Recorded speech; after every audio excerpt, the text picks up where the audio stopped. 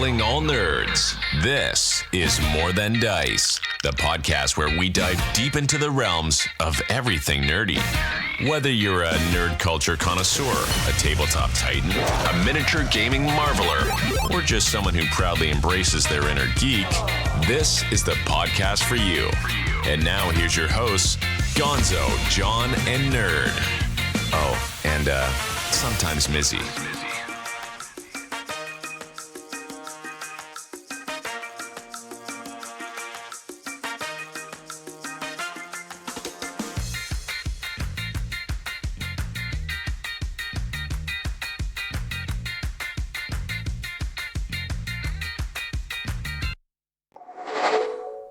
And welcome back to another episode of More Than Dice. I'm Gonzo. I'm Nerd. I'm Captain Mizzy. And John is off for the night. He wasn't feeling too well. He was like, I need to rest. And we're like, hey, take some time. Rest it up because that's what we got to do. Got to take care of ourselves. Welcome to episode 298. And we are going to be talking about online tools to use for role-playing games.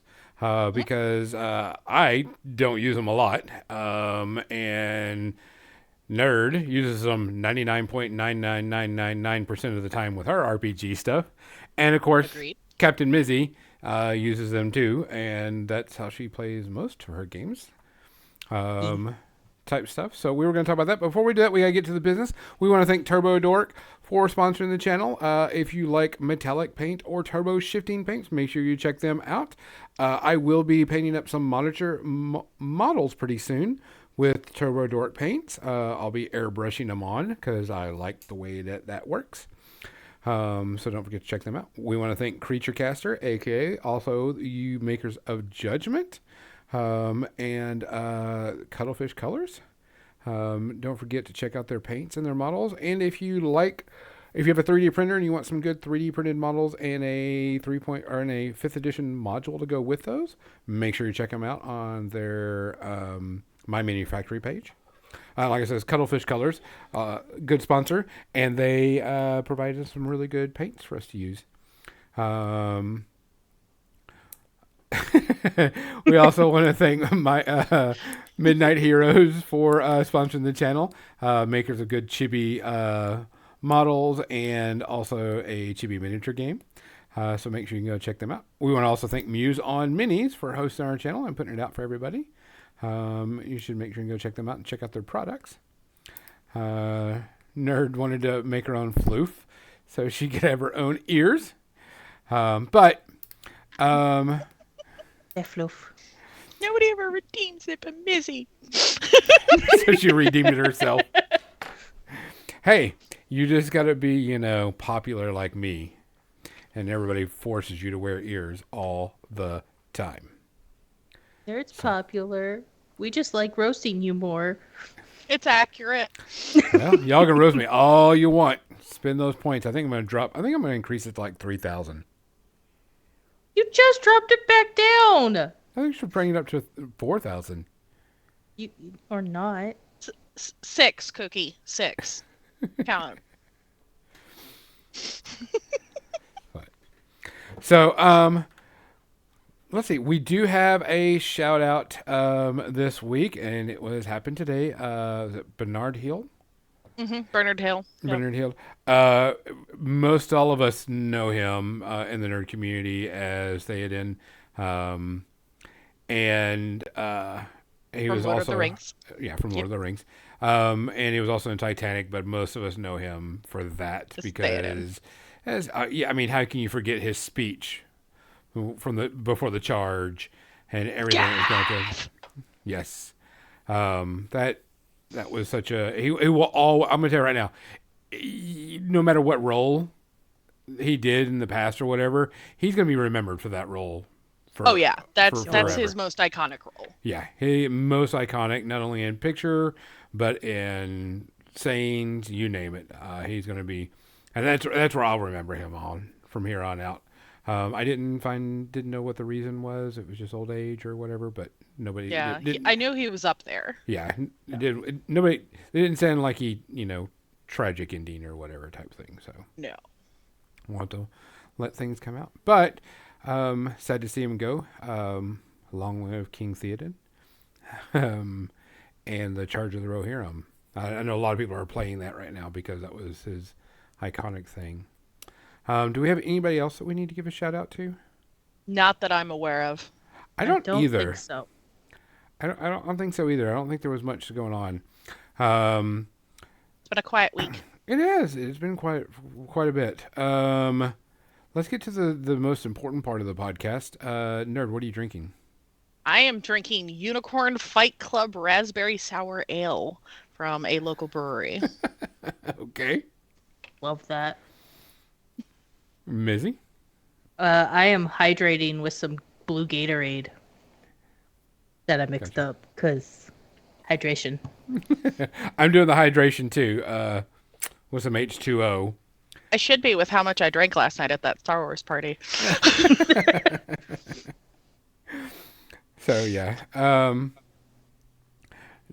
Arna Michael is drinking some blue milk in honor of the holiday. Yes, We tried to get some, but they were totally out at the store. you have to make your own. Just do some food dye in it. That's what I told my husband, but he said it's vanilla flavored.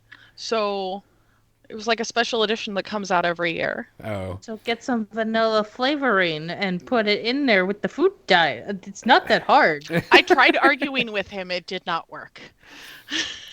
so for the people that don't understand, Call yesterday me was next time. May the 4th, and today is Revenge of the Sith. So that's the reason why I brought out my red lightsaber. If you were in the pre-ramble, you got to see it and hear it, so it's there. Other than that, really, it's been kind of a quiet week. I mean, I actually I didn't do a lot of stuff either. I did some reading and some getting stuff done. So, Cookie hurt my soul. Cookie hurt your soul because it talked about Spock. Yes. So, all right. Guys, like usual, please take care of yourself. Please take care of each other. I mean, we've got to look out not only for ourselves, but for everybody else around us. And make sure that, you're doing what you need to. Like I says, if you see something, say something. If you hear something, say something. If you can do something, do something. And if you can't, find somebody who will, because we've got to look after each other. Cheers. Cheers.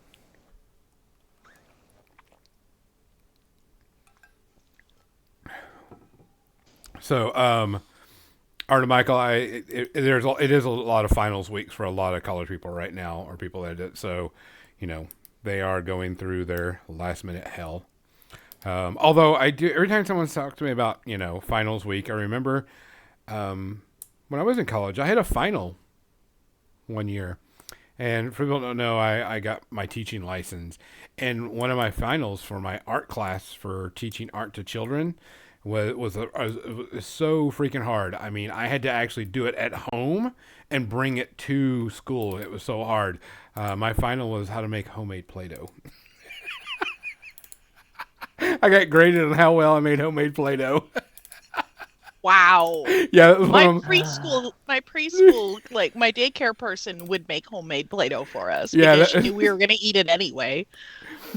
Yeah, that was my final one year when I was taking art for elementary kids. And my final was make homemade Play-Doh and bring it in. I was like, okay.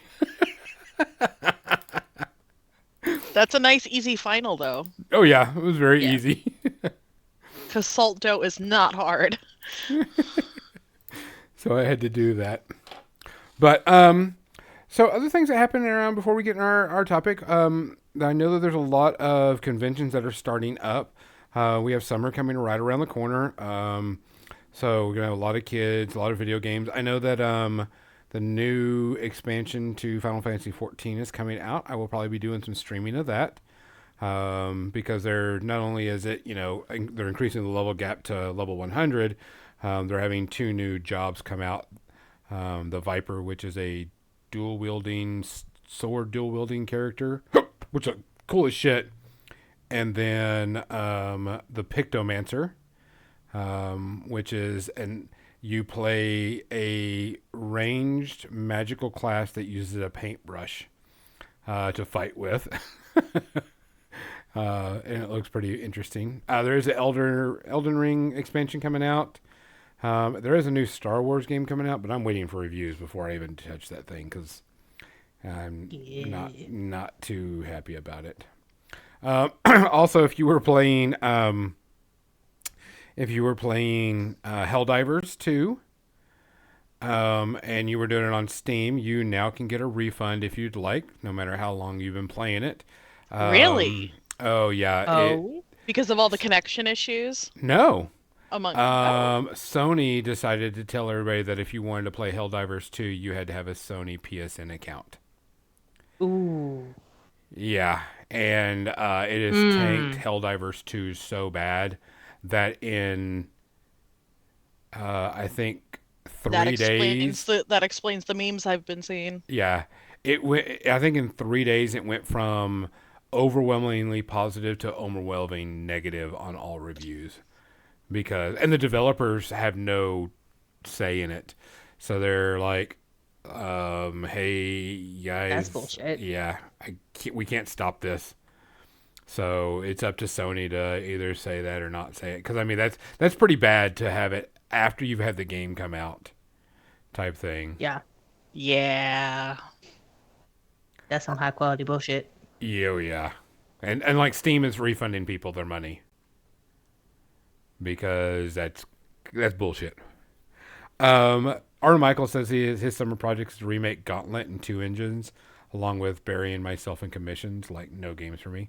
If you're making Gauntlet, I will tell you, I have shoved more quarters into a machine than Gauntlet in my entire life. There is one game I was constantly putting stuff in because that thing was never ending. I mean, we played the hell out of some Gauntlet. I mean, the old school Gauntlet, warrior needs food badly. I mean, that's all I did for a summer as a kid was shove quarters in a machine for Gauntlet. Because that was the closest we got to good D&D stuff. So, but yeah, it made so much money. So, so there, like I said, summer's coming up. There'll be some summer things coming. Is it next week? No, in 2 weeks, Captain Mizzy and I, no. Yeah. 2 weeks I'll be gone. Or no, The 3 weeks. 26th. Oh no. Hold on. Yes, I will be gone that weekend. Yeah. Yeah. I'll Next be in month. Ohio. Hey, you'll be near me. We're in Ohio. No, we're. So, Idaho. This what was it? In next month, Captain Mizzy and I are going to a convention. We're going to report on convention. That's a local. It's a big old anime nerd convention, so we're going to be reporting on that. Like I said, we'll probably do some streaming, some video games. Still, Nerd and I will do our Wednesday thing when we can. And don't forget, our 300th episode is 2 weeks from now, and we're going to be doing a one-shot RPG, couple hour and a half, whatever type things that Nerd can try to get us through. We will do some posting on Facebook about our characters. I will definitely be posting about my Facebook posting about my character on the Facebook page because my character is done and complete type thing. So we'll be needing to do that. So be prepared. We'll have some cool stuff going. Let me go and get the camera ready and set up. And we're going to talk about, let's talk about like online resources first before we talk about like favorite characters, because we could go on and on and on about favorite characters. We can spiral very easily. Yeah, we can spiral very easily on that. So let me go ahead and get of course Cameron wants to be a little bit of a turd this morning. So the first one I'm going to recommend, especially for if you don't want to deal with D&D Beyond, 5e Tools, 5e.tools is probably one of the best sites out there. You can access pretty much all existing content. Now, you won't be able to have the interactive character sheets you can make Like they've got races, classes, feats, spells, stat generators. They've also got adventures, books, quick references, bestiaries. They've got a DM screen, loot, and challenge rating generators. They've got almost everything that you could need to start. Like it's a really great resource, especially again if you don't want to have to give wizards money. Not that we're saying that you shouldn't give wizards money, but we all know how they are. We're saying you have options. Yes, you have options.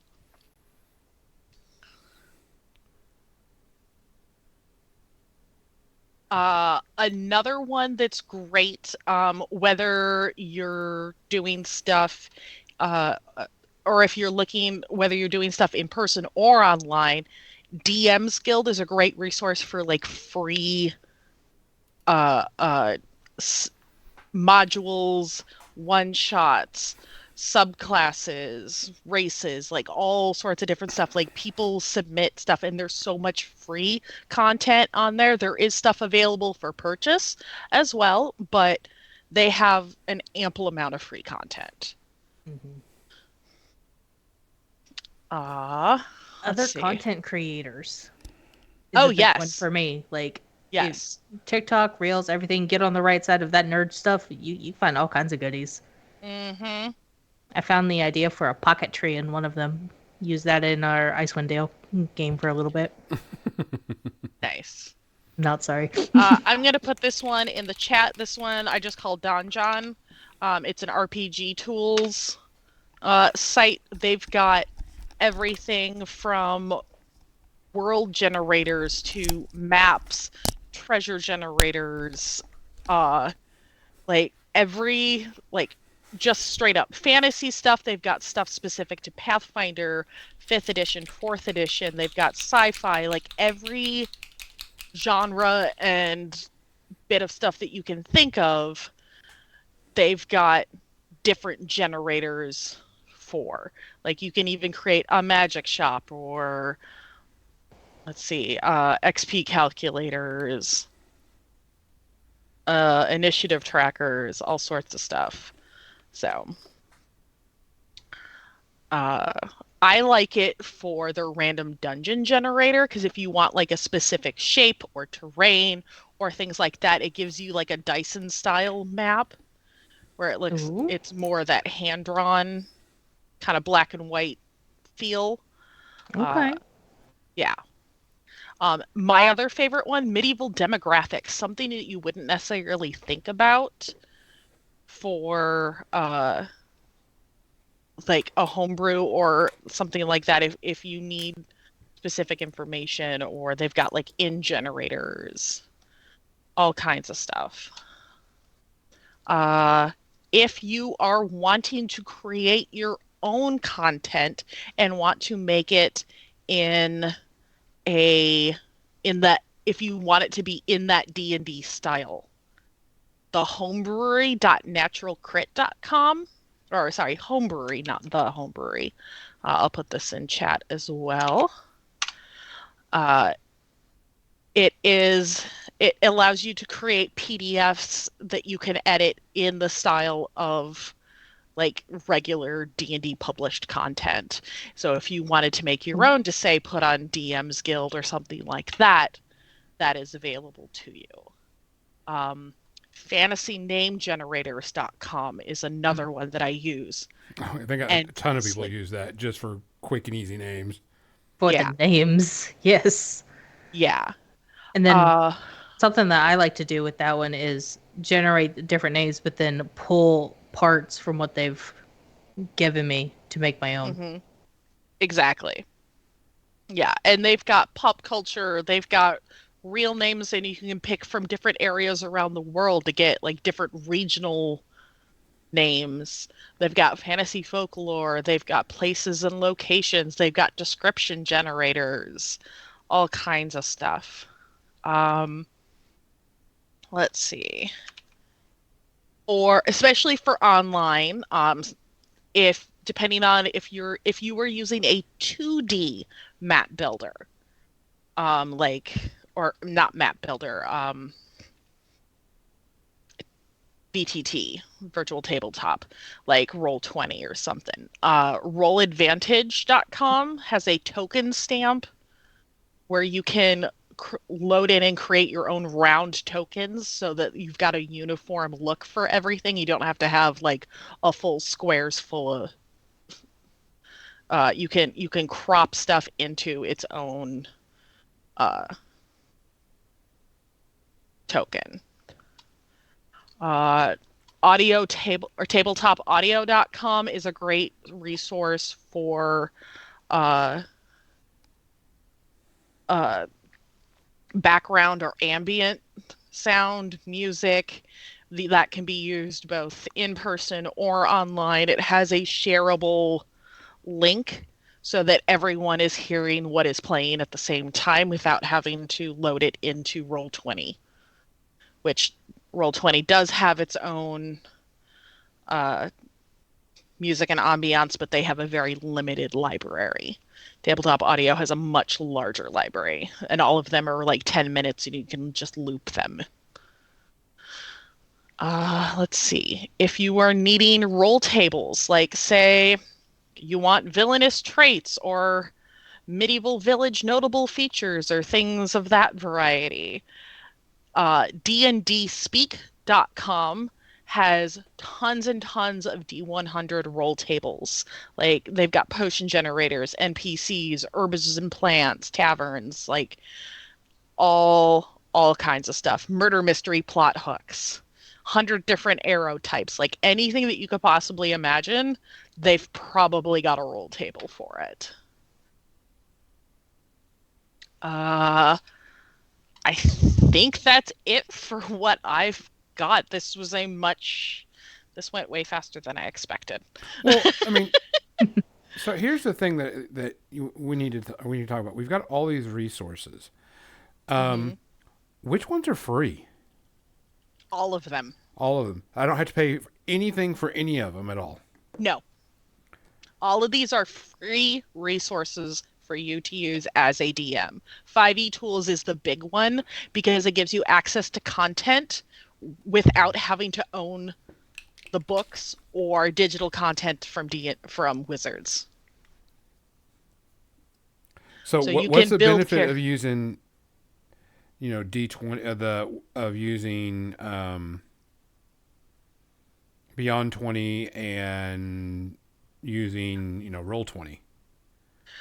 D&D Beyond, Roll20 is an extension that allows you to roll directly from your character sheet that you've built in D&D Beyond directly into Roll20 without having to rebuild your character sheet and manually enter in all the information, because you have to pay for content on Roll20 if you want that stuff available to you and your players. You can build basic characters in D&D Beyond if you were in a campaign where your DM is sharing their content. That gives you access to the books that they own when making characters, which is really nice. And you can look up stuff in between sessions. Like I have access to books that one of my DMs has that I don't own, like Dragonlance or the new the Realm of Giants. Oh yeah. Oh yeah. But also check out what is it?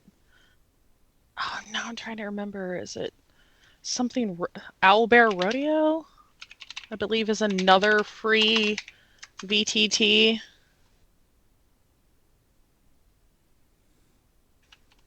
You got me. This is your expertise. Yeah, Owlbear.rodeo is a quote unquote more bearable virtual tabletop.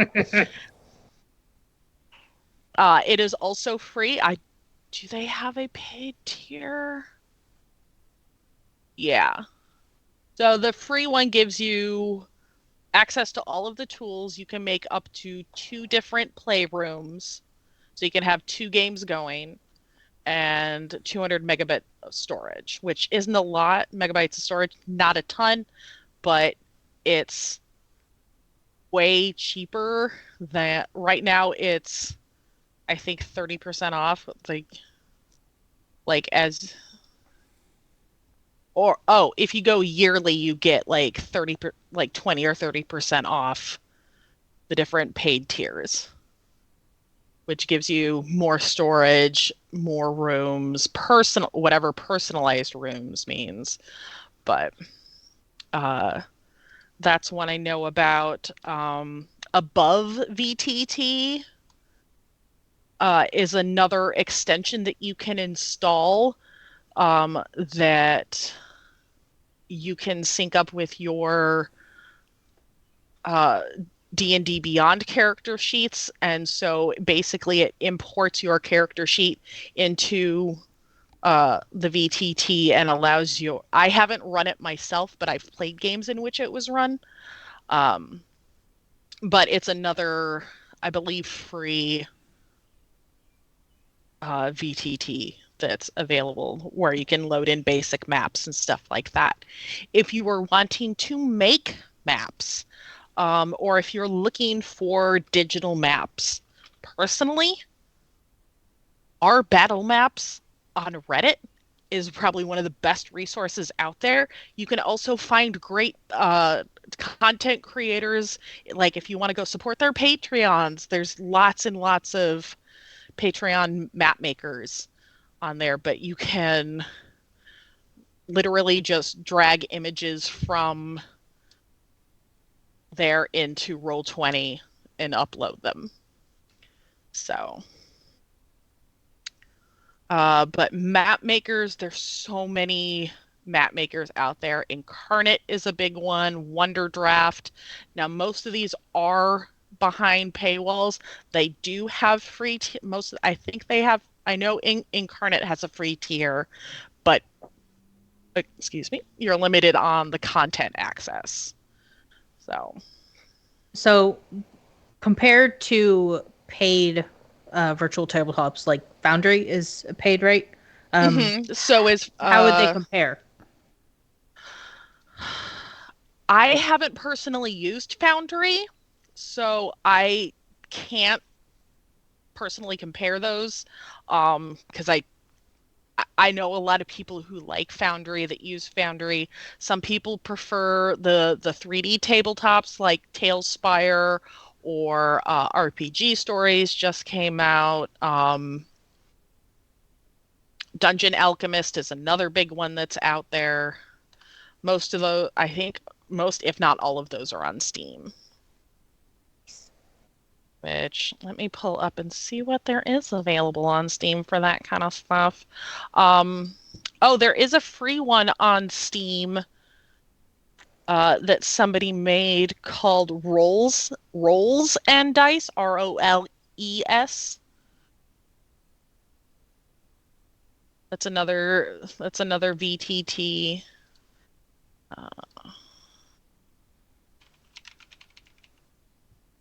Tabletop Simulator, I know a lot of people who use that.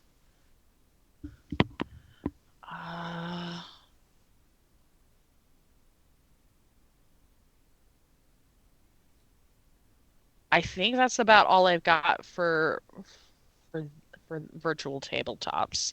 If there's another one that you know of that I'm not thinking of, please feel free to tell us. Give us all the nerd Which ones have you used personally?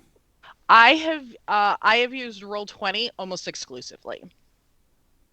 I've been using, but that's because that's the one I know. I've been playing around a lot with Talespire, but I haven't. It's one that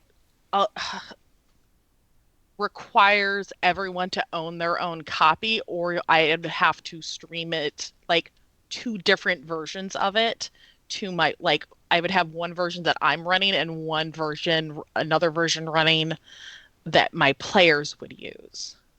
So it's a little complicated. I do have Dungeon Painter Studio, which is another map maker. That one is $15. It's one of the cheaper ones on Steam. RPG Stories is less than $20. Yeah, Fantasy Grounds. So I've done Fantasy Grounds. Yeah. And I guess Easy VTT is like $5. That's another big one that came up. But yeah, Dungeon Alchemist I know is another big one that's becoming popular in terms of 3D map makers. The thing I actually kickstarted RPG Stories uh, because they're drag and drop rooms. You don't have to build all four walls and the floor. You can just drag and create a room. Click, drag, and create a room that all connect to each other. And they've got tons of content available from anything from cyberpunk to sci-fi to fantasy to modern settings. So they've got a lot of different options there.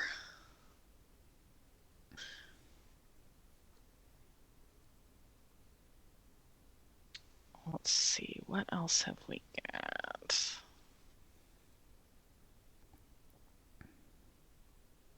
If you are wanting to homebrew your world and want to make a wiki of sorts to share with your players, World Anvil is a big one. They have paid tiers, but they also have a free tier with plenty of options that you can use.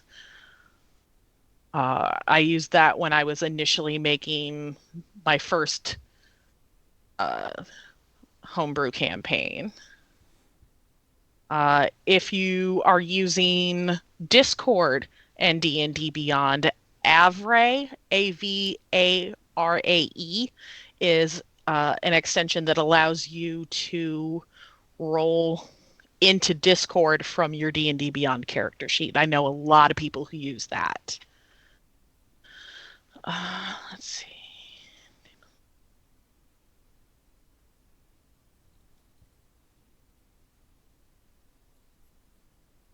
Well,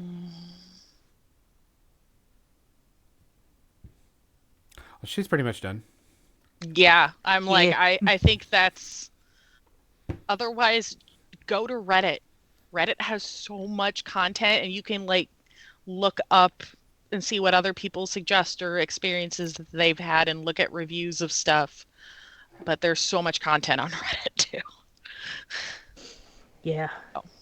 It's filtering through everything because Yeah. even on TikTok and Reels and everything, like there's just so much content out there that you're like, okay, what's gonna work for me? Yeah, exactly. I finished Stone Guy a little bit before the show. Ooh, he cool. Noise. I like the red eyes. Oh, isometric maps. Sorry, I just saw that from. There is a designer on. There is a creator that I found through our battle maps on Reddit that does a lot of isometric style maps, and they're really nice.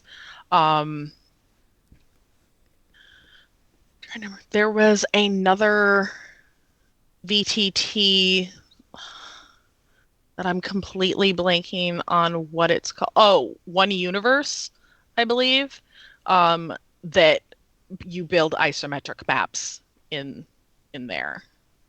So I have a question for you. If I don't want to use Roll20 or any of the apps that, I don't want to do, maps and stuff like that. I want to do more Mind's Eye Theater stuff. Is there places that just have straight dice rollers? Yeah. That are like shared group dice rollers, that way everybody can see everybody's dices, no matter the system, just dice rollers. I can Google it. I'm asking you this because something came up. So when I was running my Star Wars campaign, we were using the... Google has one. Not that everybody would be able to see, but there's... That was the kicker that we had. We finally found one because... Rolladie.net. Star Wars the FFG uses a different dice system, so it's not like D20, D10s.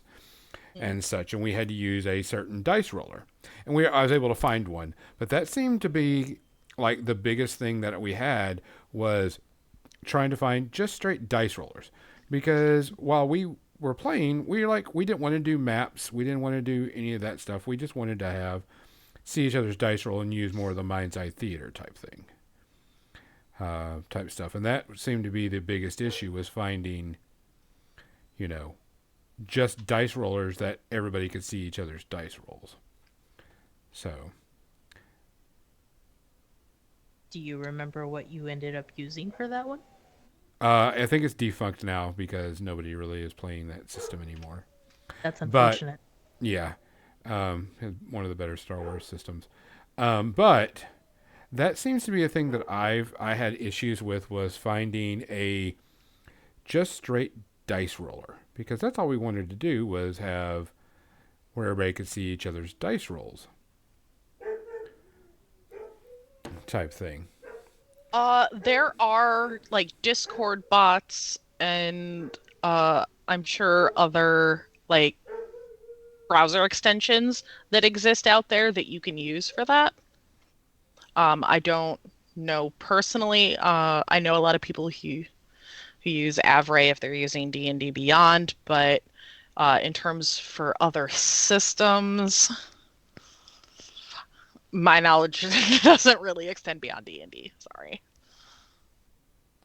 Yeah, that was the thing that we had an issue with, was trying to find stuff for other campaigns and such. And the making of the character sheets in D&D Beyond, and then using the automatic dice roller automatically calculates all your bonuses, which is great, especially people that are kind of new to the system. Makes it a whole lot easier for people, especially if they don't know how to calculate everything, and so that to me, I think, is very, very needed, especially for newbies. Yeah. Type thing going on. So if you are looking at other systems, Demiplane is also a great one for character sheets, and I don't know if they've got, I'm looking at this in terms of, they've got Daggerheart, Alien, Avatar, Pathfinder, Marvel Multiverse, Vampire the Masquerade, Candela Obscura, Mutant Year Zero, Starfinder, 5th Ed, and Hunter the Reckoning. So they've got a large variety of, well, not a large variety. They got a small variety of stuff.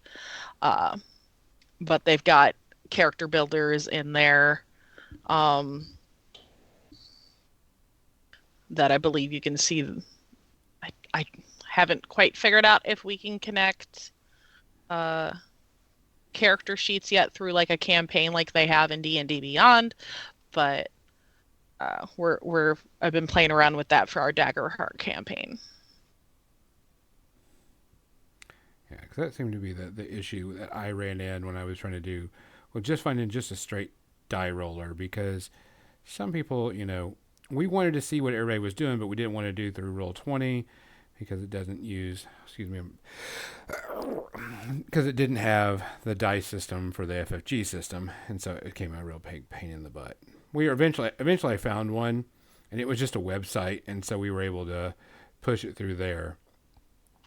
But I could see how that any other systems you've got to try to figure out, because everybody wants to see the other people roll their die, because everybody wants to go ooh ah type thing, Yeah. because it's just something fun and interesting. So everybody wants to see when you critically fail, or when you Or when you actually roll straight threes for the entire game. Yeah. GitHub has dice rollers that I'm sure would work as well. Yeah, the one thing that we had a problem finding was there was a dice roller, sure, but it didn't let you have group dice rolling. It would be just me dice rolling, and you couldn't see what I was rolling, and I couldn't see what someone else was rolling, which was, not what we were looking for. That was, one of the big issues that we ran into. Not that big of a deal. We were able to fix it and get one, but that seems to be like the biggest issue, is finding. When you want to play something not D&D. Correct. Rick Watt, welcome in. We're doing good. We're talking about online resources for RPGs, Ooh. and then we're going to talk about some D&D characters while Mizzy and Gonzo paint Well, some not only skiff. D&D characters, just characters, period. Well, yeah, Just characters. RPG characters. RPG characters. But that was the one thing that we found that was a problem, was trying to find die rollers that were party die rollers, not just, single type thing. And don't get me wrong, I will always want to do in-face RPGing over, doing online, but don't get that But not- luxury. All of us are not that fortunate to have that experience, Gonzo. Correct. And, you get people like me who are getting introduced to the game and all they have is an online option because they can't find people to play with. Yeah, very much so. And and I'm sure that when COVID hit, that really shut up everybody's, need for online rollers and online things. Oh, yeah. Absolutely. Type thing. So, It doesn't help when all your friends live hundreds of miles away from you either. yeah. Right, Or nerd? thousands of miles in terms of some of my players. Just a whole nother continent. No, it's fine. Yeah.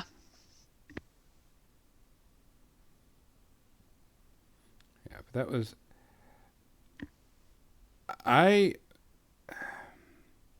this is not a slam. You've got to find the right person to run an online RPG, because it's not easy. And if you No. have someone that doesn't know how to do it right, it gets boring very, very quickly. Yeah, because you have to be balancing potential tech issues with the VTT, plus all the time building the maps, getting the tokens. It's also, depending on how much you want to put into it, it's not cheap either. There's No. a lot of ways to do it for free, but depending on how much you want access to and how hardcore you want to go, How it can add up dedicated to fast. this are you? Yeah. Yeah, I there's a will say, lot. though, I'm not bored in Nerds games. Yay.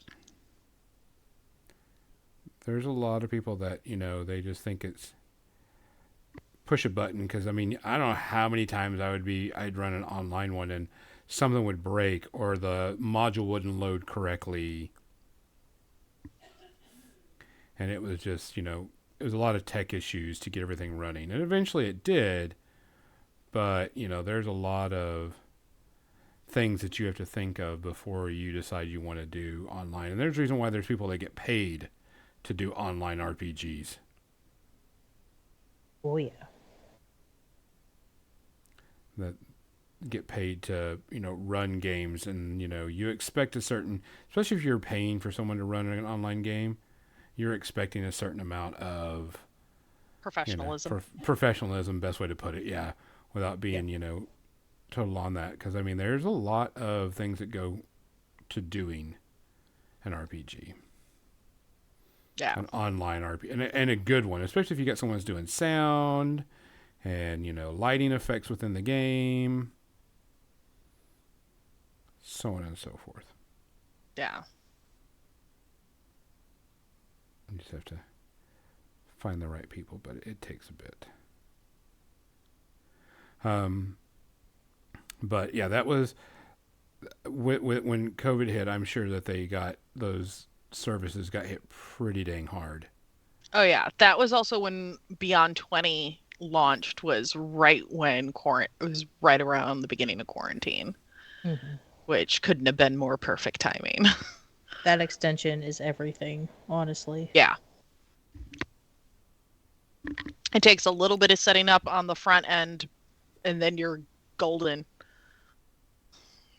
For the most part, assuming it decides to work. Sometimes it decides, like any program, it's gonna have the occasional glitch, but sometimes it's just uninstall, reinstall, and you're good to go.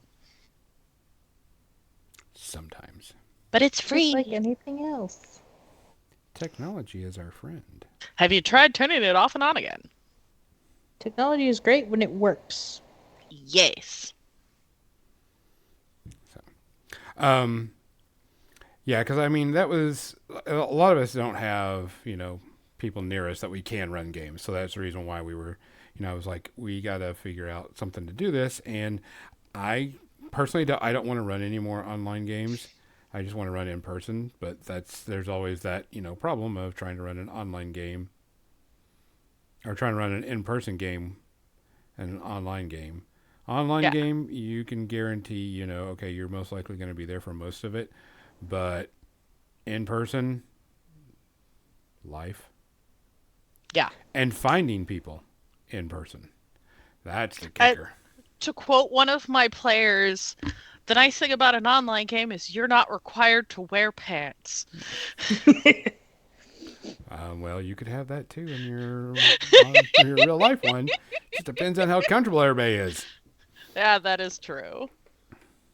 So. Yeah, especially if you don't have cams on. Like, the biggest downside to an online game, especially if you don't have cams on, unless you have gotten to know the voices of your fellow players and how they tend to be, the lack of facial expressions can be really difficult for people. Oh yeah. Yes. There is something to say about people that you can go, especially whenever you do something in game, and people can see it, and you can see them going, "Oh shit," or whatever. That is always the thing, but and there's also something about rolling your own dice, seeing your own click rolling, but it does tend to make you describe things a lot more than you would normally. Yeah. Yeah. Also, controlling your players from running all over the board. Oh yeah. I don't Or know all what over you're a map. talking about. I wouldn't have a single idea what you're talking about there, nerd. Not at all. You're one of the good ones. No, You're one but of the ones that you behave. I know who you're talking about, though. No, I know exactly what you're talking about, because whenever I was running online stuff, it was a pain in the butt to keep them from running around the board whenever something was going on that they shouldn't be running around the board with. You're like, guys, you're not supposed to be doing this. Quit moving around. All right, Yep, I'm just going to lock all your stuff down. You can't move at all. Perfectly honest, that was an issue I had with my other group. I'm like, I'm going to lock everything down, and only I can move your stuff. Yeah. Which became, a pain in the butt. Yeah. One of the nice things about going back to Tailspire, if you do not want to have to build your own map in Tailspire, there is, I want to say it's called Tails Tavern. Let me double check. TailsTavern.com. User submitted maps and things that people have built. Like, I have an entire Skull Island that somebody made that you can just upload directly into the game. Nice. Yeah.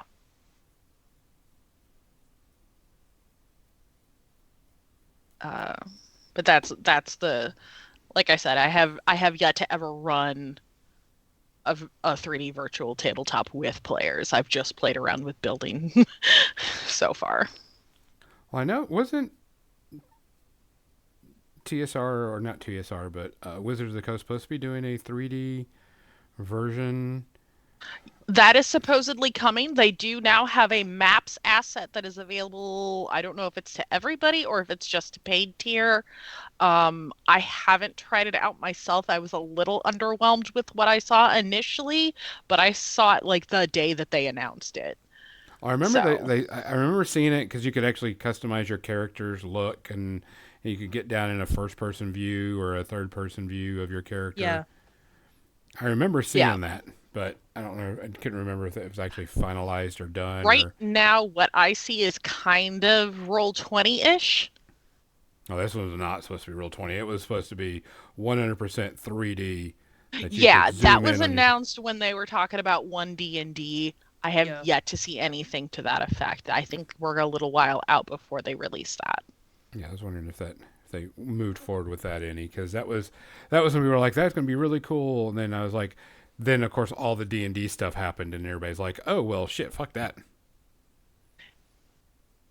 So I just kind Oh, of they don't even have it up anymore. They must have just had it temporarily because it's no longer available. They had my encounters and my maps, and now they don't have it anymore. So they must have taken it off of the site. Yeah, because it was supposed to be one of the things that was going to be introduced with one D&D or D&D 1, whichever one I wanted to call it. Can't remember what it was. Oh no, it's still there. There's not a way to click to it. Weird. Yeah, D&D Beyond maps, and then you can select which, like, you can add a pre-made campaign, and then, or like your character campaign, and just load that in there so that everybody can access that. That might be something I'll play around with in the future, but right now it's in alpha. So All right, so we only got like 10 minutes left. So your best character, I'll go with Mizzy. Your most memorable best character. For me right now, it's still Alimer, my Kenku rogue, because I remember that. I remember that rogue. what kind of rogue? yeah. Hold on. Soul Knife. Ooh, that's one I've never experienced. Tell us Now- more about. So about that, we had turned level 4. I selected Soul Knife, and then Gonzo blew me up with a fireball Gonzo. because it was good for the story. Now, he did ask my permission, so I consented to him killing me in a fireball manner for the story. But Alimer's still my favorite because I had little Verdant brothers, and we were brothers. And we fought violence with more violence, and it was great, and I loved it. I called and asked her first before I did anything. Yes! I said, hey, I'd like to kill you for story reasons. Are you okay with this? And she was like, okay. So at first I said, why do you want to kill me? The audacity. But then I got to thinking about it, and I was already mourning my character, so I'm just like, you know what? I'm going through the grief anyway. Let's do it. So yeah. Murder-suicide type thing. Oh my.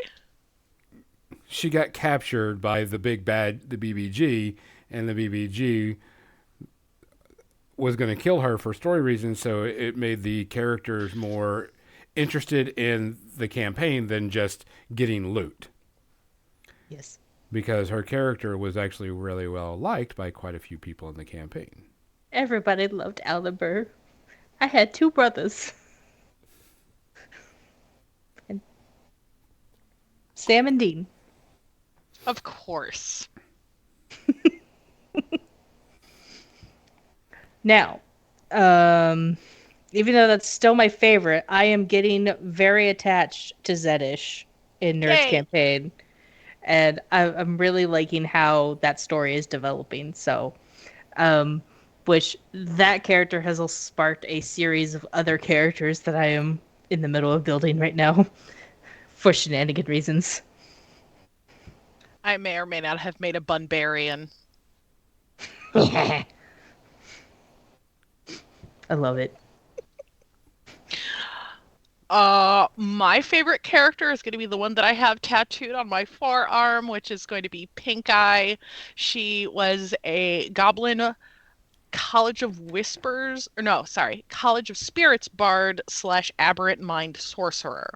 So she was telepath that talked to ghosts, but she had a propensity for, befriending and releasing demons in Avernus.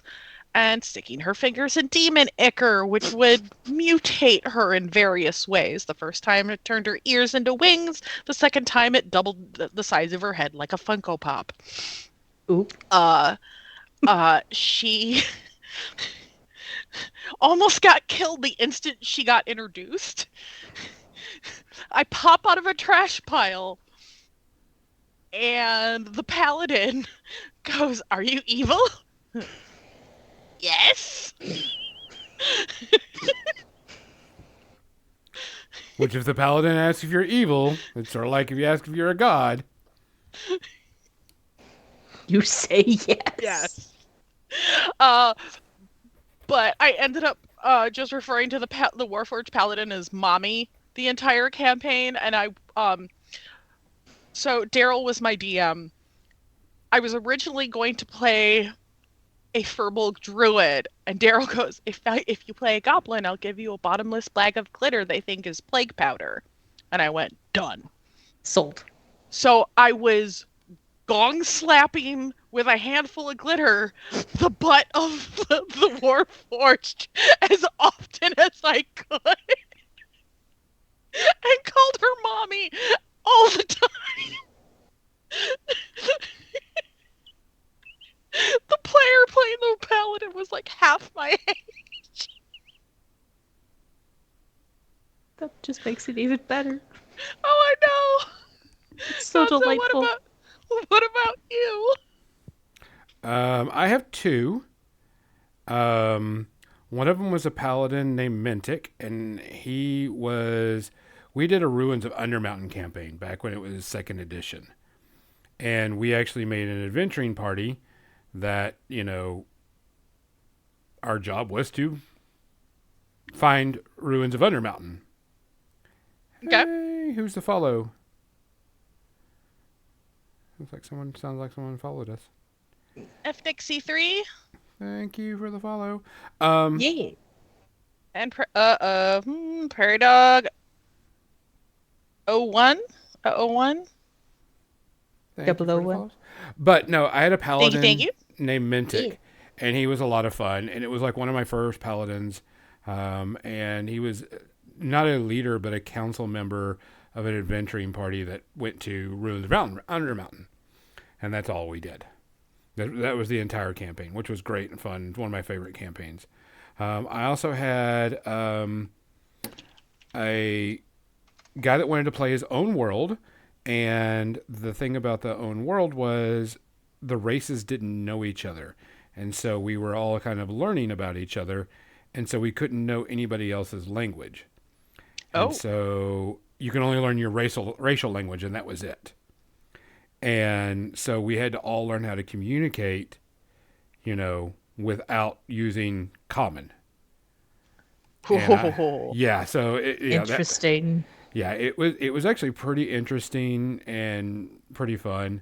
I played an elven ranger named Ferrith, and I was the only elf in the party, and there was a halfling and a human. Mm-hmm. And eventually the halfling and the human got to be able to talk to each other, but for the longest time, I had to learn how to speak common with the game. And so it was a lot of our first 3 or 4 sessions was a lot of hand gesturing, trying to get each other to, communicate properly and figure out what each other were doing type stuff. But I played an elven archer ranger, and it was really fun. It was a really fun campaign because eventually we all got to learn each other's language, and so we were able to communicate easier. But it was a lot of fun to not know each other's language, try to get each other to figure out what we wanted to do per the game. Rusty, welcome in. I was Rusty going is to a say, friend of mine. nerd, your friend is here. Yay. So Rusty's going to be coming in as a guest spot at some point. Okay. We got to get through the one that we're doing right now. Oh, I know. Oh, don't worry. This one's been planned out. Okay. Rusty's already even made his character and everything. We're good. All right. He runs his own homebrew, too. Okay. that gives me hope that we're going to survive this, if we don't fuck around and find out. you'll fuck around and find out. I know. Of course. I've already fucked around and I'm about to find out. All y'all fuck around and find out.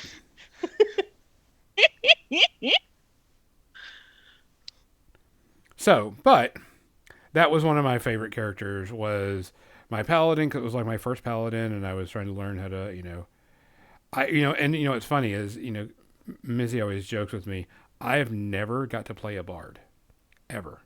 In my entire time I've played D&D, I've never got to play a bard. And I've been dying to play a bard for so many years, but haven't been able to. Nobody has openings or... Nixie, let me get you a link to that Discord. It says our Discord link is invalid in the bio. What? We just... Hold on. That should be a permanent link, so I don't know what the deal is. Okay. Try that one.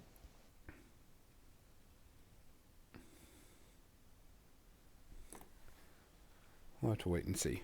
Okay. Yeah, it said Yeah. the one in the bio, not the one in our... Oh, okay. So probably Hands. the bio. Okay. So. All right.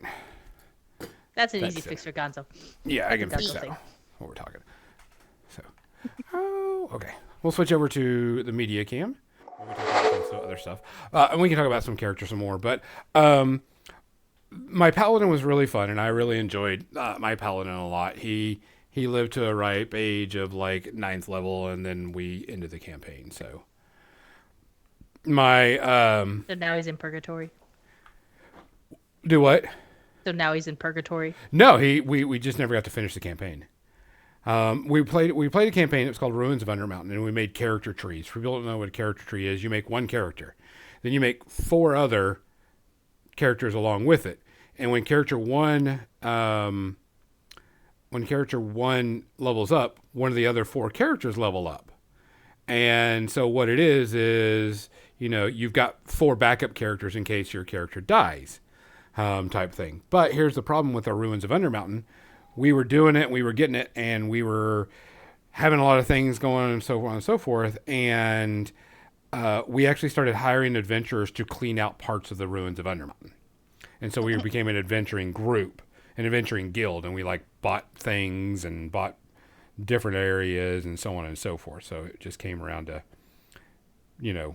it became an adventuring guild, and we hired other people to do our stuff. We actually had our own personal graveyard at one point in Waterdeep because we actually had so many people dying because we were sending them into the wrong spots.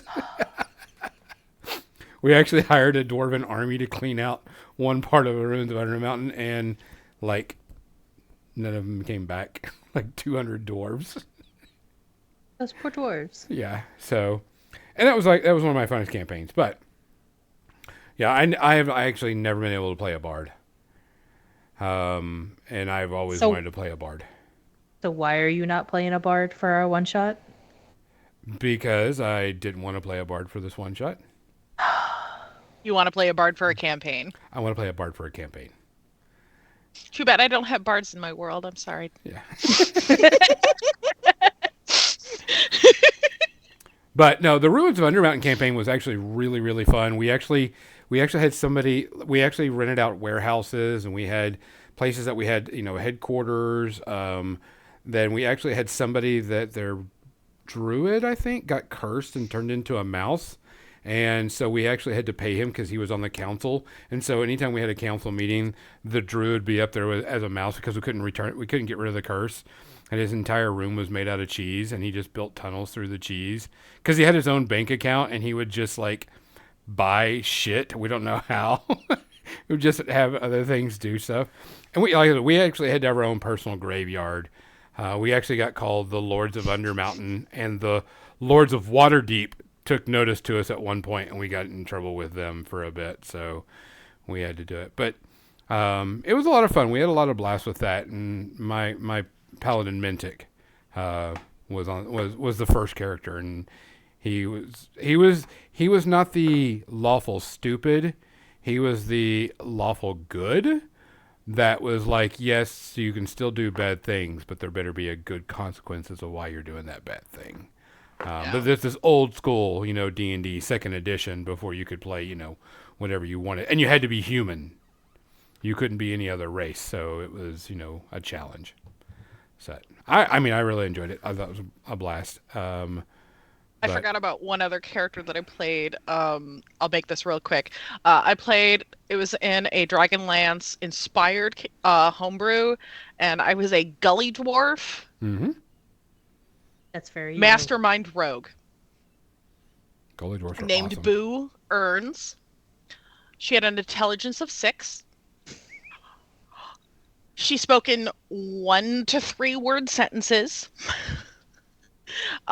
She'd be like, "Bad guy, stabby, blood," and like if you were asking her, like if you were like interrogating her about what was happening, she'd get scared if you said her name too loud.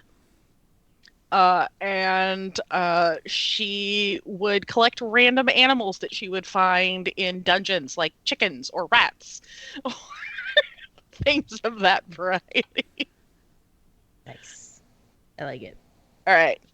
You've got media section. you've got to listen to the audio books because Boopoo, I've got it on hold. It's just gonna be a few weeks. you're gonna enjoy Boopoo. Mm-hmm. Yes, you are.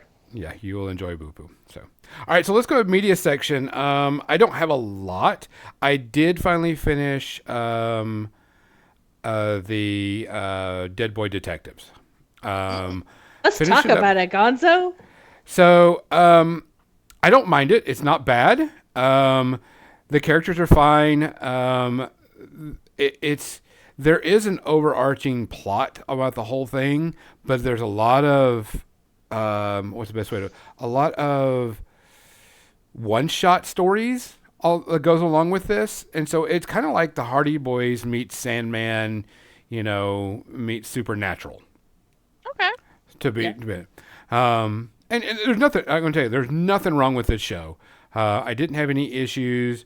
There wasn't anything that made me go, this sucks, or I got bored. I will tell you one of the characters in this, Esther Finch. Yeah, Esther Finch. The bad bitch. She is an evil, cold-hearted bitch, but goddamn, she is sexy in this show. And I'm like watching this, and I'm like, I know I'm not supposed to like the bad guy, but damn, I like this bad guy. She's got great style. She was a breakout performance in this for me because she played it to the hilt. I mean, when she was on screen, she knew how to chew lines and just make herself be the badass. Which was a lot of fun. I thoroughly enjoyed her character on screen more than anything. All the characters were fun and dandy. It was nice to see things happen. It does leave on a cliffhanger. Not going to spoil the cliffhanger. But the thing is, I'm not sure if it's going to get renewed. I was looking at some stats because you know me. And it's not getting a crap ton of views, which kind of sucks. I mean, like they said, it's gotten like 4 million views, which is considered not a lot nowadays.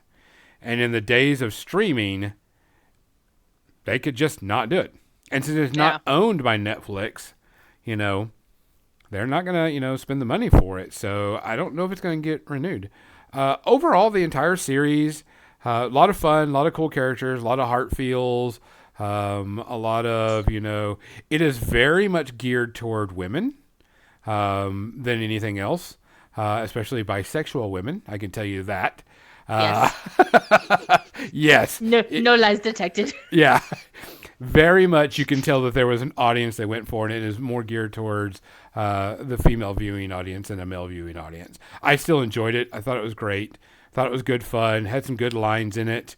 I hope they get another season at it because I'd like to see like a good story arc and get things resolved.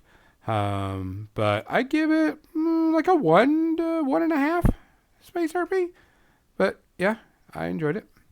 I'm going to give it a 0.5 because I love it so goddamn much. And I think everybody needs to watch this. Yeah. It does need a second season. Yes.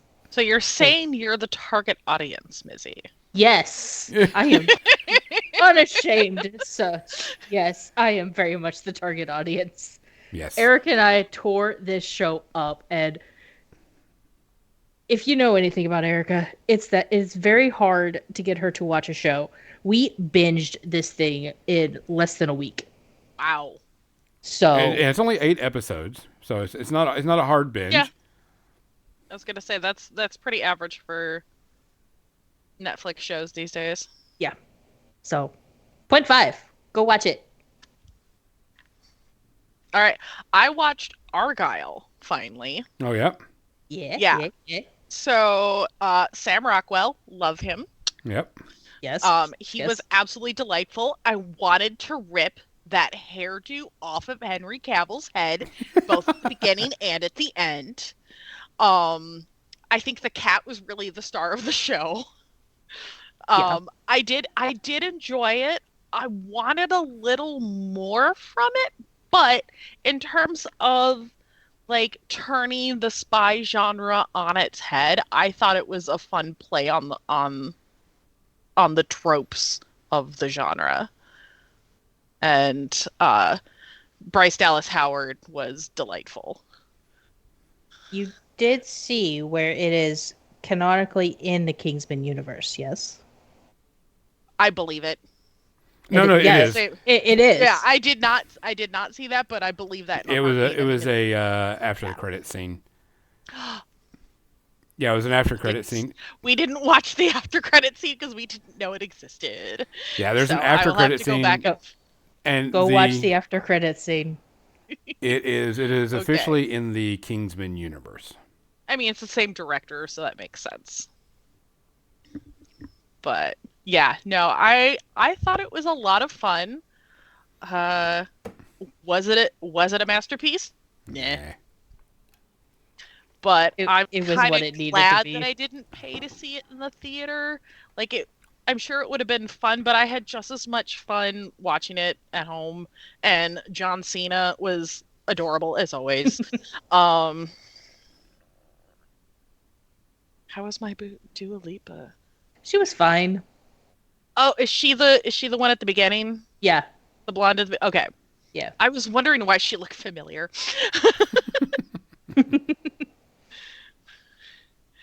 But yeah, I think my favorite part was them throwing the cat off the roof. Yeah, that's fair. I'm not going to tell you why they throw a cat off a roof, but they throw a cat off a roof. Oh, to test to see if So, the thing was down there. Or I not. give it like a 1/2 to 1 base piece. I'd agree with that. Gonzo? I finally caught up on Discovery. And the last 2 episodes were okay. There was more character building and stuff in it, which is fine. It's not a problem.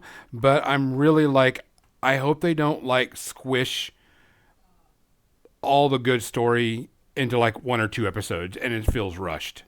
That's my kicker. I hope they don't do that. I hope they kind of space it out more and we get more from it because it sounds like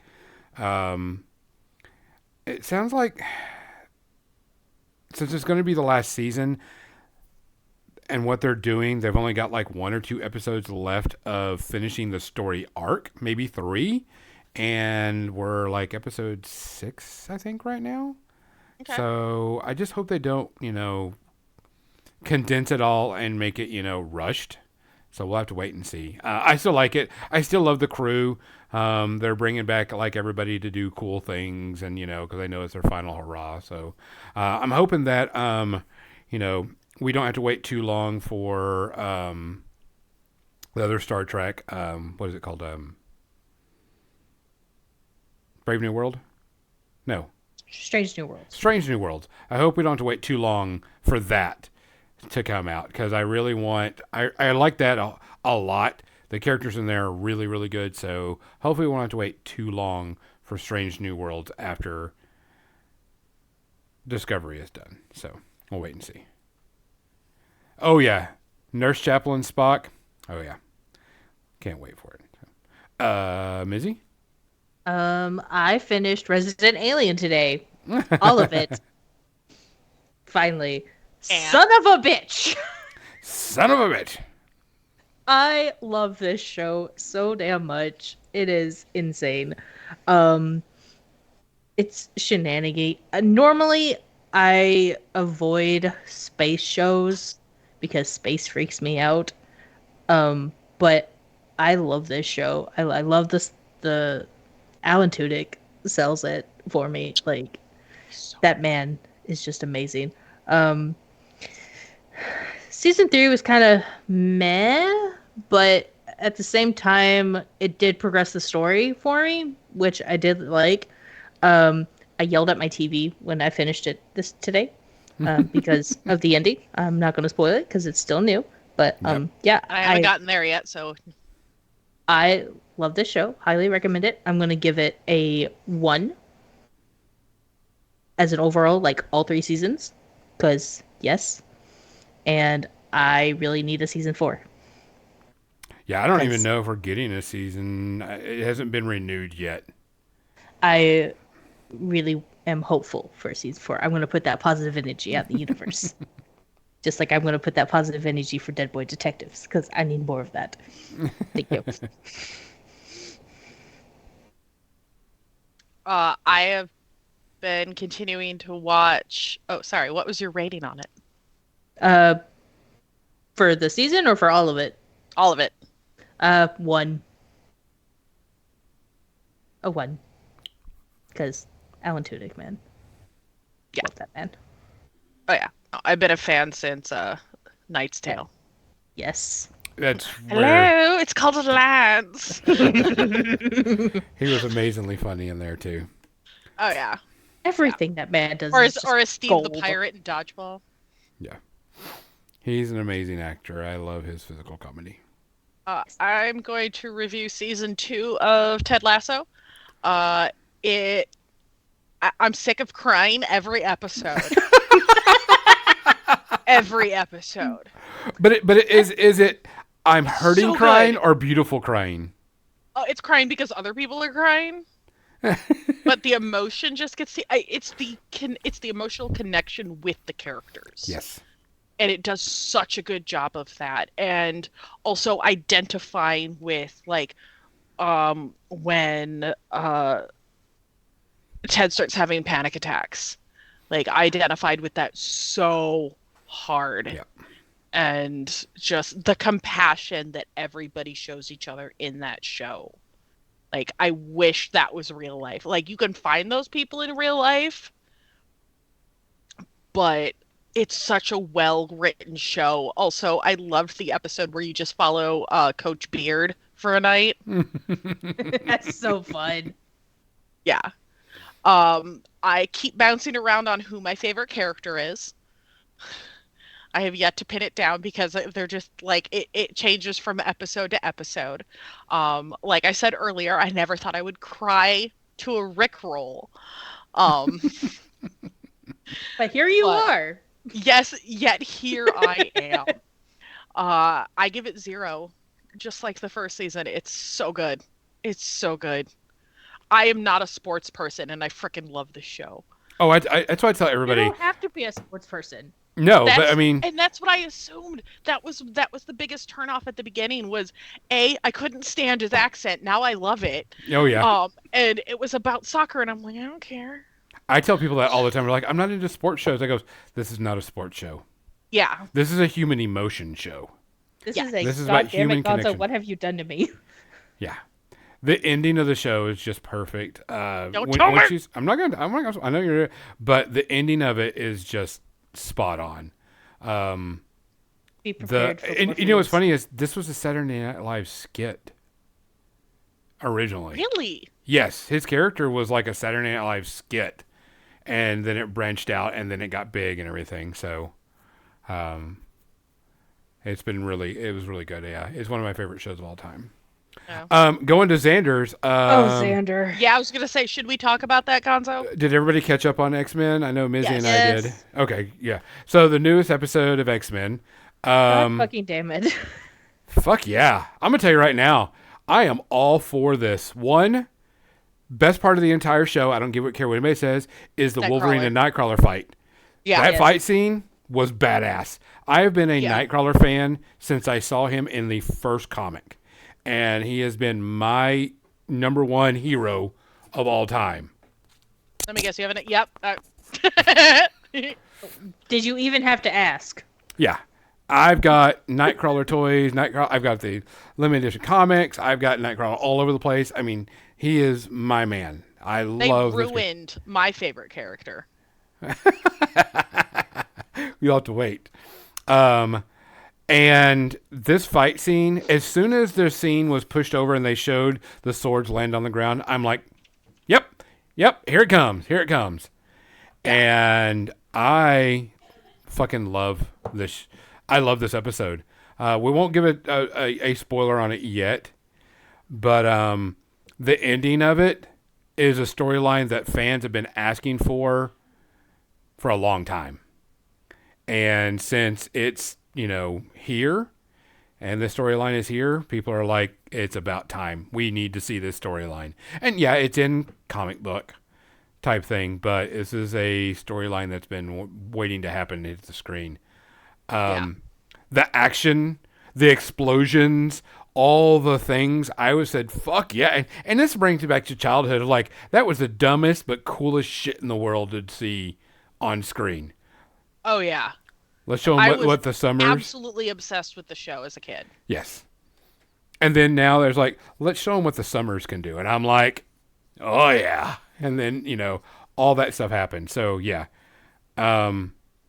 This show still gets a 0 from me. Yeah, same. It 100%. 100%. It is a great cartoon. It does X-Men right. It does the story right. It does the They've got the characters voice right. cast. Yeah. I mean, everything about this is perfect. The villains are fantastic. Yeah. Everything's really good. We'll just have to wait and see if they keep it going. I'm sure it's going to get renewed for another season. If it doesn't, they're idiots. Can y'all start watching One Herpes stuff again? Hey, this is One Herpes stuff. You want us to watch 5 Herpes stuff. It's just really, really good TV. A really, really good cartoon. And it's not a lot of bullshit. There's not a lot of filler in the episode. It's like there's a reason behind every scene, which is good. Oh my god, you're right. That was Ace of Base in there. So, Xander's like hearing Ace of Base in the story shook me. Yeah. so it's been 0 space RPs. Mizzy? 0. Darrow. I ain't got time to waste on 5 Space Surface stuff, Cookie. Oh, if you want me to watch 5 Space Herpy, just wait till I watch Velocipaster, because it's gonna happen at some point. Oh dear Lord. I've heard nothing except for how ridiculous it is. So it's kind of one of those I'll put on in the background. But yeah. All right. Anything else that you guys watched this week? Mizzy? I finished Renegade Nell Okay. last week. Ooh. This show took a very interesting turn that I did not see coming, but I'm not mad about it. Did you notice that Nate from Ted Lasso is Yep. a Yes, fairy? I did. I was watching it with my roommate. She's like, "Wait, is that Nate?" And I'm like, Yep. "Holy crap, it is!"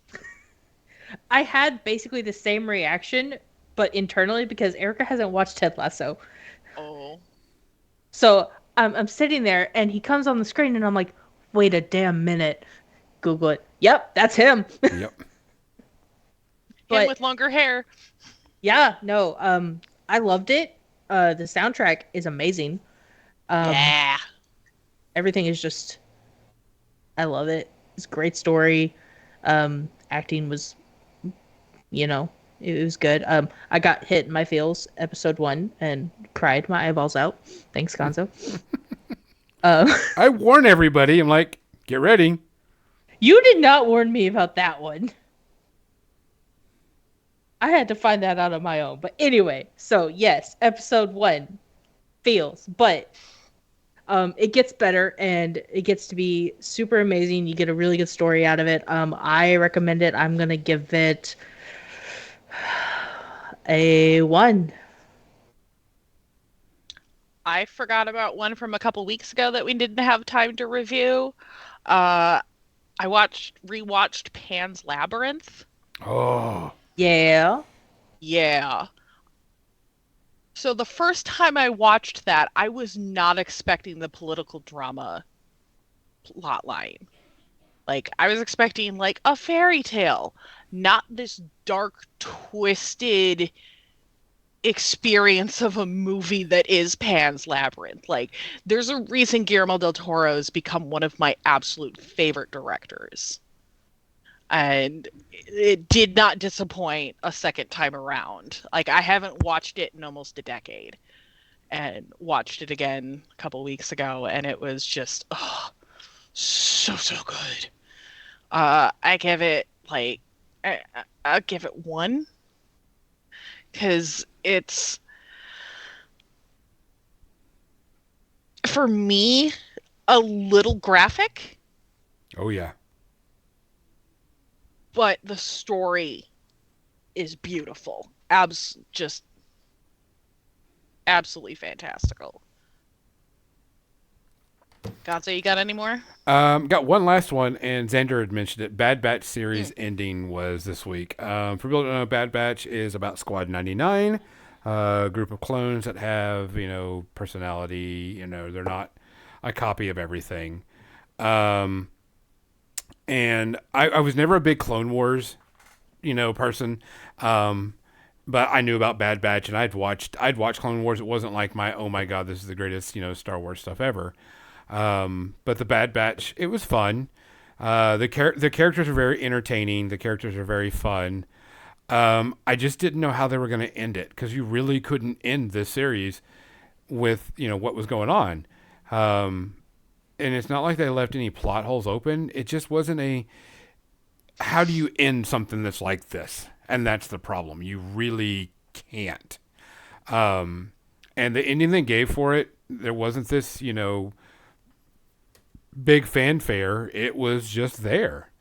Rumor is that they might do a spin-off with it in some of the other episodes, but we'll have to wait and see.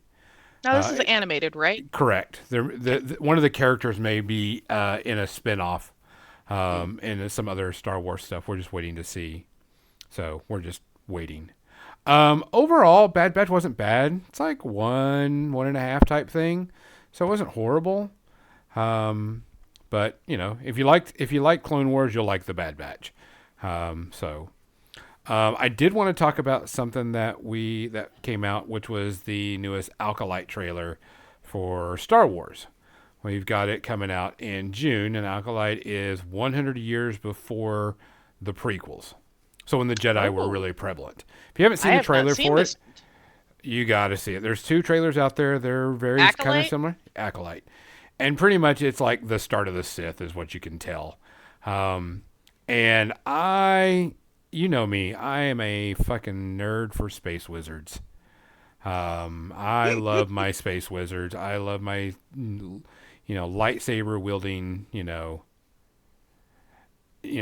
space wizards. And this is when they were in their, very high form, very, powerful group, trying to right the wrongs. And this is a story about Jedi being murdered. And it looks like it's going to be the start of the Sith story, which I'm good. Yeah, Carrie-Anne Moss is one of the Jedis in this. And I don't expect to see her very often in this. I think she's going to be the one that's killed. But that's just me. I'm looking forward to this more than anything. I love my Jedi. I cannot wait to see this, because this is not just one Jedi or 2 Jedi. This is when the Jedi were very, very big and very prevalent. So they, like one scene, there's like 8 Jedis ready to fight. Damn. So it looks a lot of fun. I'm a big sucker for that stuff. So hopefully it'll come through. I'm looking forward to it. Hopefully it comes through really well. Well, you did buy another lightsaber, so of course you are. Yeah. I did buy a second lightsaber. That is my second lightsaber from Ultra Saber, so I'll have to wait and see. Other than that, I don't have anything else. Anybody else got anything they want to talk about? I think that's it. Is that it? Guys, that is our show. But before we go, make sure you remember on Wednesday night, Nerd and I do a painting stream where we talk about what we're painting on, get painting hips, and just bullshit because it helps us keep us sane doing the painting. And we, go and send things and do stuff. Also, our 300th episode is coming up. We've got that, and we will be doing a one-shot RPG. Which I have a feeling about this one shot. And we're going to be playing, Nerd is going to be running myself, Captain Mizzy, and John through Oops All Podcast episode, and we've got everything set up, ready to go whenever we're ready to do it.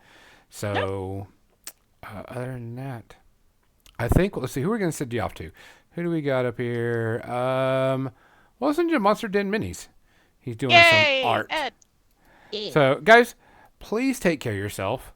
Please look after each other. And as always, if you hear something, say something.